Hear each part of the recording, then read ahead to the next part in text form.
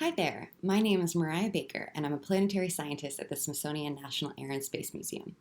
I work on the Curiosity rover and InSight lander missions, which are two spacecraft that are currently operating on the surface of Mars. My research involves using data collected from these spacecraft and from places on Earth that are as Mars-like as possible to study how wind blows sand and dust around on the Martian surface. So today I'm going to give you a little peek into my research and show you just some of the ways scientists study Mars from right here on Earth. Have you ever been sitting at the beach and noticed ripples in the sand, similar to the ones shown here? Sometimes these ripples are caused by the action of ocean waves, but other times, particularly in drier areas of the beach, these ripples can be formed when strong winds blow over the surface. When the conditions are just right, winds can also form larger features, like the dunes we see in the Sahara Desert, or those we see at Great Sand Dunes National Park in Colorado, shown here. Here the wind has formed small ripples, very similar to the ones you would see at the beach, but it has also formed much larger dunes, which sit beneath the ripples. Scientists can go out into locations like this to understand how wind forms these features. Now, dunes and ripples like these form in many locations on Earth, but they also form on other planets, like Mars. Since Mars dried up billions of years ago, wind has been one of the major geologic forces shaping the Martian surface, generating large dunes and ripple fields across the planet. For example, this dune field, called Olympia Undae, is located in the northern high latitudes and is so big it actually goes around the entire circumference of the planet.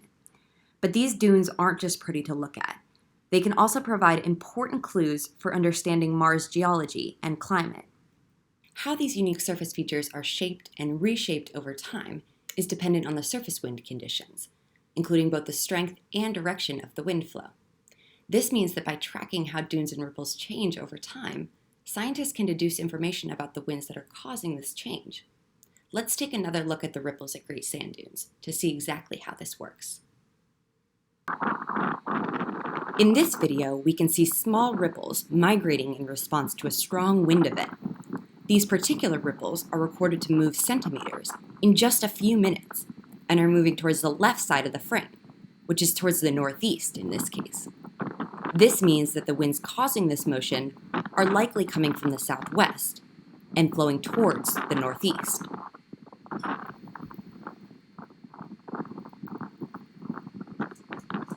Over time, the cumulative effect of these small-scale changes can produce large-scale changes across the dune field. In fact, if we were able to observe these dunes from above, over a long enough period of time, we would see them slowly creeping across the surface. So how can we use these same principles to understand wind on Mars? Well, let's take a look. These images were taken by one of the cameras that is currently in orbit around Mars, the High-Resolution Imaging Science Experiment, or HiRISE camera. At these locations, we have no ability to retrieve direct wind data from the surface. Yet even from a few hundred miles above the ground, we are able to gain knowledge about the surface winds, simply by using what we have learned here on Earth about how sandy landscapes respond to wind. In particular, these images tell us that winds in both of these locations are strong enough to move sand, but with very different primary flow directions, with one set of dunes migrating towards the northwest and the other migrating towards the southwest. Researchers take images like these all over the planet to help interpret circulation patterns and understand long-term landscape changes. Sometimes we can even study wind-induced activity directly from the Martian surface, using images provided by landed spacecraft. This gives us a much closer look at sand movement and the winds controlling it.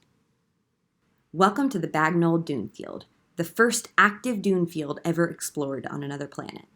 The Curiosity rover traversed through this dune field twice along her route, giving scientists a rare opportunity to study active ripples in the same way we do in dune fields on Earth. These images, taken by the rover's mast camera, show small ripples similar in size to the ones at Great Sand Dunes. They are migrating millimeters each sol, or Mars day, towards the top left of the image. Since we know what direction the rover's camera is pointing, we can tell that these ripples are moving towards the southwest, which in turn helps us infer that the wind is likely flowing in a similar direction.